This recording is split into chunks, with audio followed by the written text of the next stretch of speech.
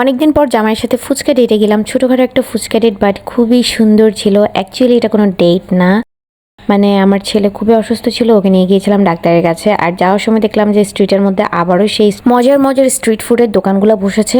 আসলে মাঝখানে এগুলো উঠিয়ে দেওয়া হয়েছিল, তো কিছু হচ্ছে একদম ভিতরে স্টল দিয়েছিল আর কিছু এখানে ছিলই না। বাট এখন দেখলাম নতুন করে আবারও স্ট্রিট ফুডের দোকানগুলো বসেছে।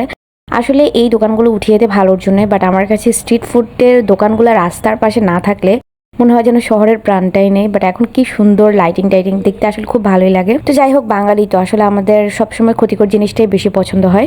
তো এই তো আমরা চলে গেলাম হচ্ছে মোমোস কার্নিভেলের পাশে। অনেকগুলো ফুচকার স্টল ছিল, তো এখানে দই ফুচকার একটা স্টল দেখে আমরা সেখানেই নেমেছি। অর্ডার দেওয়ার কিছুক্ষণ পরে হচ্ছে আমাদের ফুচকা চলে আসে। আমি হচ্ছে একটা দই ফুচকা, ওয়ালিদের বাবা হচ্ছে একদম নর্মাল একটা ফুচকা অর্ডার করেছিল। দুইটাই ট্রাই করি। আমি তো দই ফুচকাটা খেয়ে একদম এটার ফ্যান হয়ে গেছি ভাই, এত বেশি মজা ছিল। দই ফুচকা খাওয়ার পর নর্মাল ফুচকাটা টেস্ট একটু কম লাগলেও বেশ মজা, মানে দুইটা ফুচকাই বেশ মজা, বাট আমার কাছে দই ফুচকাটা একদম বেস্ট লেগেছে। আসলে দই ফুচকা খাওয়ার আগে যদি নর্মালটা খেতাম তাহলে ওইটাও একদম বেস্ট মনে হতো। তো যাই হোক, একবার যদি মজার জিনিসটা আগে মুখে পড়ে যায় সেটাই ভালো লাগে। এটা দেখতে এত বেশি লোভনীয় ছিল, খেতেও বেশ টেস্টি। খুব সুন্দর করে হচ্ছে সাজিয়ে দিয়েছিল, সাথে একটা চামচও দিয়েছে খাওয়ার জন্য। বাট ফুচকা কি আর চামচ দিয়ে খেয়ে মন ভরে?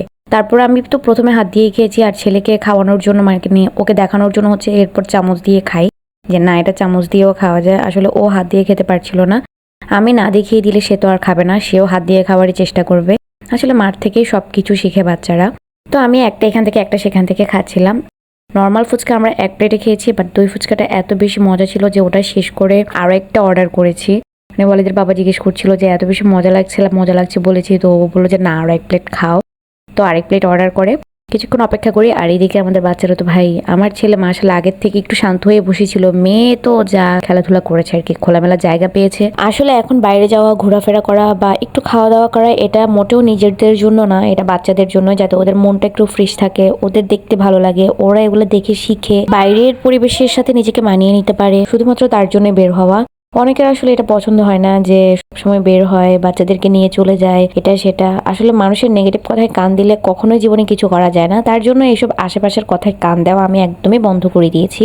আমি আমার বাচ্চাদেরকে নিয়ে যেভাবে ভালো থাকবো আমি সবসময় সেভাবে চলার চেষ্টা করি।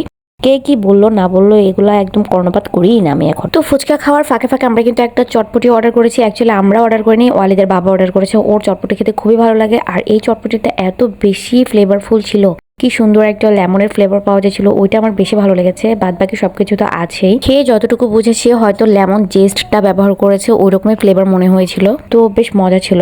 ওরা বাপ ছেলে হচ্ছে চটপটি খেয়েছে, ওদের কাছে এগুলো ভালো লাগে, বাট আমার কাছে দই ফুচকা খাওয়ার পর আসলে অন্য কিছুতে আর ইন্টারেস্ট ছিলই না। যাই হোক, আমাদের খাওয়া দাওয়া শেষ। এখানে প্রায় বেশিক্ষণ বসা হয়নি, 15-20 মিনিট যা একটু বসেছি। তো ওরা গেছে, বাবা ছেলে মেয়ে তিনজন বিল দিতে। বিল দিয়ে হচ্ছে আমরা আবার বের হয়ে যাই, বাড়িতে চলে যাচ্ছি বাইকে করে।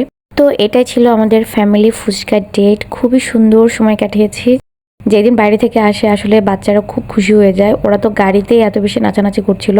ওদের মন ভালো থাকলে, ওরা সুস্থ থাকলে আসলে আমাদেরও ভালো লাগে।